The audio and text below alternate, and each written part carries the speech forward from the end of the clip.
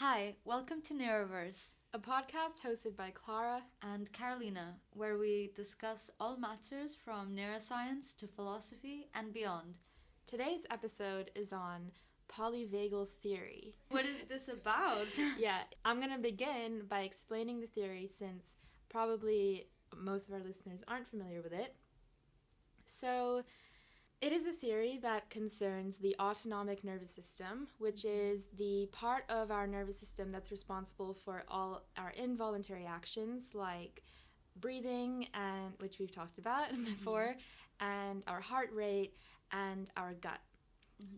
So one of the most important nerves that is involved in these functions is called the vagus nerve, and it's one of the longest and most important nerves in our body that is physically connected to the heart and lungs and gut, as well as the brain, of course. And what triggered this theory to be conceptualized was a paradox that the vagus nerve is related to a high heart rate variability, which can be used as an index of stress, vulnerability, but the vagus nerve also regulates the extreme slowing of the heartbeat. And so the question is, how can it mediate both?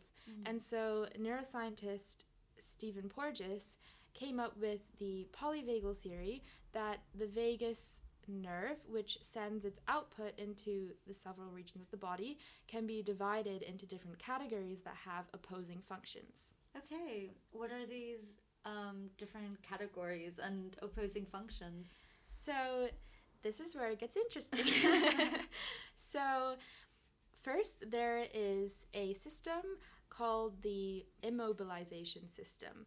This is the vagus nerve that is unmyelinated, which means it is not covered in a fatty layer, which means that because there isn't this fatty insulation of the nerve fibers, signals pass through them more slowly than myelinated fibers.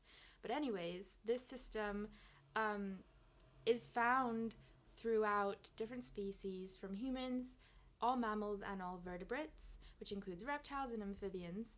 And it is thought to be the most primitive of the systems that underlies responses to danger, terror, and stress. So activation of this part of the vagal system, which is referred to as the dorsal vagal complex. Activation of the dorsal vagal complex results in things such as decreasing muscle tone, reducing cardiac output to reserve metabolic resources, and So also slowing down the heart rate. Yes, exactly. And also anything to reduce metabolic demands, which is basically necessary for survival in any extreme threats. Yes. So I was just wondering, is the dorsal vagal complex specific to an area in the body or the brain? Yeah, so it's called the dorsal vagal complex because it originates in the dorsal part of the brainstem, which is at the base of the brain, but it also innervates, so it sends its outputs to below the diaphragm. Okay. That's why it's able to alter more things related to visceral organs like the gut. Whereas another system is then the ventral vagal complex, which in contrast to the dorsal, it's myelinated, and it is also evolutionarily newer. So it is specific to mammals, and it innervates parts of the body above the diaphragm, including the face. Oh, okay. And the interesting thing about this system is it promotes pro-social behavior. And what is pro-social behavior? so like our facial expressions that can promote us being sociable, like smiling. So like recognizing someone else's smile or like facial expression? The creation of our own facial expressions. Okay. Which can be in response to others' facial expressions, because their facial expressions are going to be controlled by their That's so interesting. How like ventral vagus. Why is it that like a happy face results in a smile as opposed to like a frown? You know, like the feeling of happiness. That's really interesting because it's not the same in all animals. Yeah. Okay, I don't know too much about that topic. Me neither. But I also know that there's these mirror neurons, which basically like yes, they mirror what you see in your own behavior and in other people's behavior. So then you react like that. Yeah. I don't know enough about mirror neurons to talk about it right now, but yeah, I just thought perhaps in a future episode. Yes. Yeah, but this is what's really interesting, that the autonomic nervous system was historically always thought of as just like being responsible for things we can't control, and so it was always very much studied under this light of like just kind of lack of volition on our part. Definitely lack of volition, and also therefore not having like a huge role in things such as social behavior. Also, I need to do another disclaimer that this is a theory, and there are criticisms of the theory that it's not anatomically precisely correct, but the general ideas are there, and this is what we'll be discussing. But yeah, and another interesting thing is this evolutionary shift in the what the autonomic nervous system is capable of, and how it's sort of like adapted this new function of pro-social behaviors. Exactly.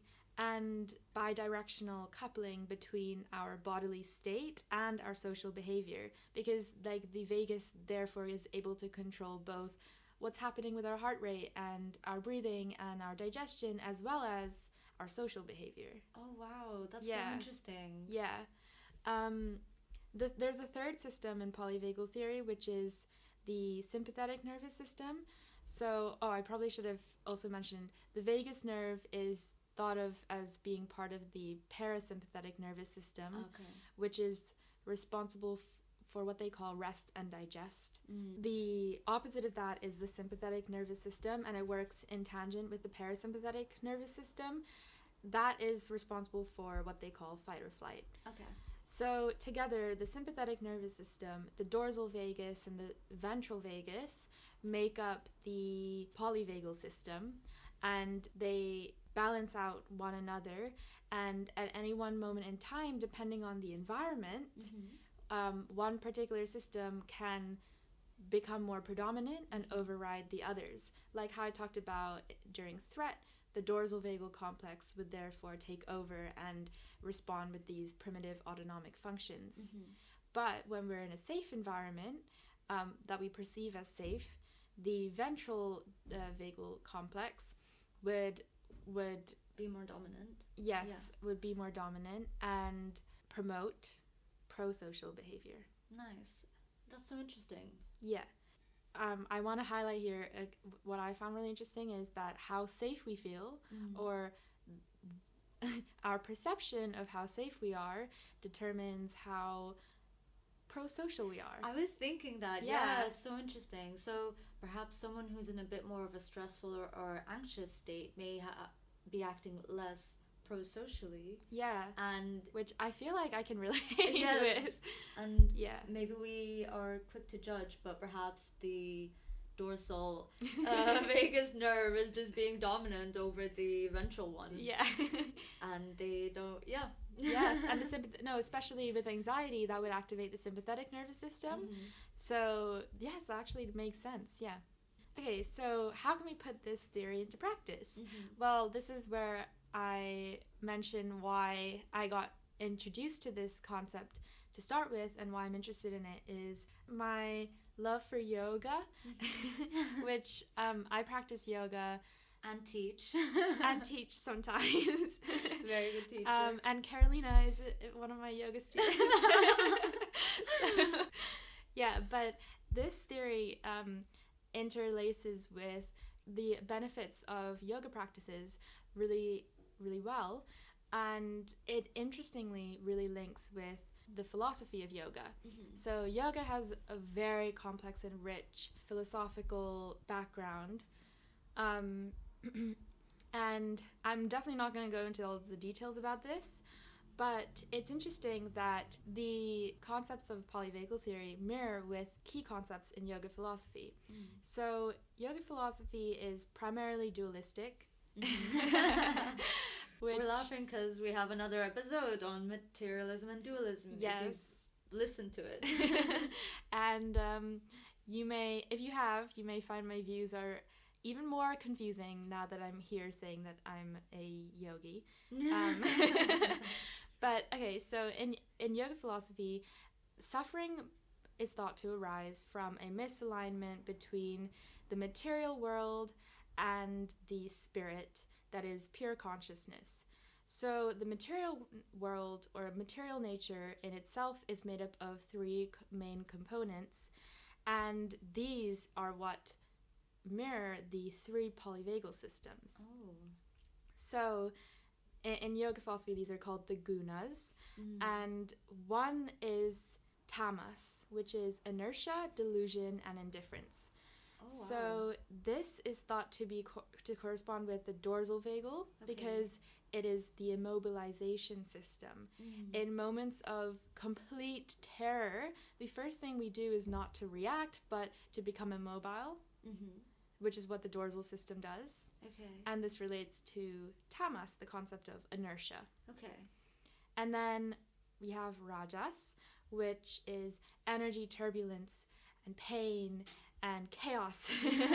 And of course, this relates to the sympathetic nervous system, which is the fight or flight. And then finally, you have sattva, which is joy and calm, tranquility and light and pleasure, harmony. And this relates to the ventral system, which supports social behavior, connection, and what Stephen Porges refers to as eudaimonia, which is my new favorite word because it means human flourishing. I love that. Yeah. I've heard another definition of eudaimonia, which is well-being in the experience of pain, illness, or disability. Oh, okay. Yeah. I mean, I like the concept of human flourishing more, but I do. That does sound much nicer. But they're basically synonymous. Yes. Yeah. And so these three, sattva, rajas, tamas, and also, again, the dorsal system, ventral system, sympathetic system, are in flux and always in a constant balance with each other. And it is thought that an imbalance can lead to suffering and the opposite of eudaimonia. Yes. So what's really interesting about this is then that in yoga, you're able to observe the flux of these gunas, the three systems, and this can first of all promote sattva because you have more top-down control of the ventral vagus system, which makes it more accessible, and this promotes sattvic behavior or emotions. And secondly, you become less responsive to alterations in the gunas and to alterations in your environment, which enables us to essentially dissociate from them and realize how separate we are from the material world. Yeah. I'm saying this again thinking about our materialism episode where I basically argued for a more materialist perspective. Yeah. But yet, I do, this still makes sense to me. I mean, I think it's fine and healthy to categorize philosophical theories with personal yoga philosophy, as well as scientific beliefs and theories and rigor. I think you can't really judge one field with the properties of the other. Yeah. So I think it's perfectly fine to have different opinions on materialism in philosophy and in yoga philosophy. Yeah. In a way, they combine and make sense in my own head. But perhaps one day I'll be able to actually express it through words, why it makes sense. I find that so interesting about yoga theory, and in terms of the sattva and how it relates to top-down control. I read this interesting paper by Sullivan et al. 2018. So she essentially says that yoga-based practices focus on the integration of bottom-up neurophysiology as well as top-down neurocognitive mechanisms. And I think it's interesting how I think you mentioned that the top-down is usually associated with sattva and the bottom-up associated with is it rajas or tamas? I think you're right. So yeah, top-down is more associated with sattva than both of the others. Okay, so my question is, Aren't we assuming that the top-down mechanism is a really positive and sattva-like because and then I understand that with yoga it really helps you focus on interoception and being more at balance with the external environment versus your internal, and perhaps tuning down a little bit the bottom-up inputs from the environment. But I wonder, when we do this, what it results in terms of interoception, and if we're making an assumption of what the top-down mechanisms may be. So I see what you mean, as in if the top-down control is negative, like if you're having negative thoughts, then how is this gonna help you be more sattvic? Well, firstly, I think the key point is top-down control enables increased stability. So this is like similar to what we discussed in the breathing episode of practicing breathing and our conscious control over it, which then in this case practicing consciously controlling our thoughts and our state of anxiety would help you to maintain this state in the face of changing environments. Yeah. So I think a top-down control that would be negative, like perpetuatingly bad thoughts or stressing yourself out, wouldn't actually activate the ventral system. It would activate the sympathetic system. So I think top-down control can occur for all of them, but specifically top-down control that is implemented by yoga practices are promoting the sattvic ventral system. Yeah. Does that make sense? Yeah. Yeah. But obviously, if you constantly practice the opposite of like promoting your negative thoughts, then it's gonna probably increase your rajas and tamas and your dorsal system and sympathetic tone. Yeah. Yeah. And I think from what I understand, the key point is to be able to have more control of the bottom-up inputs and the external environment, which I think overall introduce a general sense of stability, which I guess helps and contributes to the sattva state. Exactly. And I just want to mention that something I find really interesting when you were saying about having more control of our environments, as in controlling our response to the environment. It just reminded me of when we discussed evolution and we're discussing how humans may have in a way more control of our own evolution because of this new ability to have top-down control. And of course, like yoga, I'm gonna assume is human specific even though all the poses are named after animals, you don't really see the animals doing the yoga. But the fact that this theory incorporates evolution into this new the ventral system that evolved in humans, and this being related to the human-specific practice of yoga, and I don't know, it just all fits together so well, I think. And it is so interesting, this concept of like top-down control, like offering us a new way to interact with our environments and sort of be separate from it. And I guess just be in charge of our own responses and our own stability and peace of mind. It kind of makes me uncomfortable, actually. Really? I don't want to have too much control. I mean, I don't think we have that much control in the first place. I think you need to do a lot of yoga and meditation in order to get to that point. But do I want that control? I don't feel like we're very much at the mercy of the external environment most of the time because of our lack of control. Yes, that's true. Our responses and our inability to control most of our responses just speak to how vulnerable we are depending on the environment we're in. And if we have a bit more control over that vulnerability, I think that's a good thing. If it's used in a positive way, which again yoga does promote.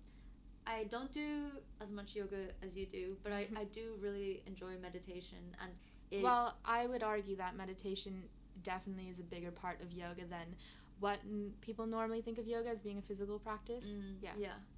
Speaking of evolution and the control we may have over our evolution, I don't know if you looked into whether the bidirectional coupling of our physiology as well as the pro-social behaviors, if it happens in a specific point in evolution, and if that's why it's very specific to humans and perhaps mammals as opposed to other species. I'm not sure what point in evolution it occurred. I wasn't quizzing you on your taxonomy. I didn't think you knew exactly, but I was, yeah. I mean, I read about it in terms of a human thing. At this point, it would just be me speculating, but I suppose like animals that are sociable through their facial expressions should should neurophysiologically be similar in this. But yeah, I'm not an evolutionary biologist, so unfortunately I don't know. What about like body languages and cues? A lot of most animals express themselves through bodily cues and sounds and vocal noises, you know? Yeah, definitely. And is that different from pro-social behavior? Like, is it a very specific thing to our facial expressions? Okay, I'm not entirely sure, but the thing about the facial expressions is that according to the theory, the neural pathways are physically linked to like the muscles of our face, so that it can control our facial expression. But if we have any evolutionary biologists listening, do let us know. Oh, yeah, please teach me about it all. Anyways, we'll wrap up the episode there. So I hope you enjoyed learning today about polyvagal theory and yoga philosophy a little bit, and how science is beginning to reconceptualize very historical concepts that yogis thought of thousands of years ago. Do check out the website, because we put all the links for our readings that we did for the podcast episodes if you're interested in reading more about yoga philosophy.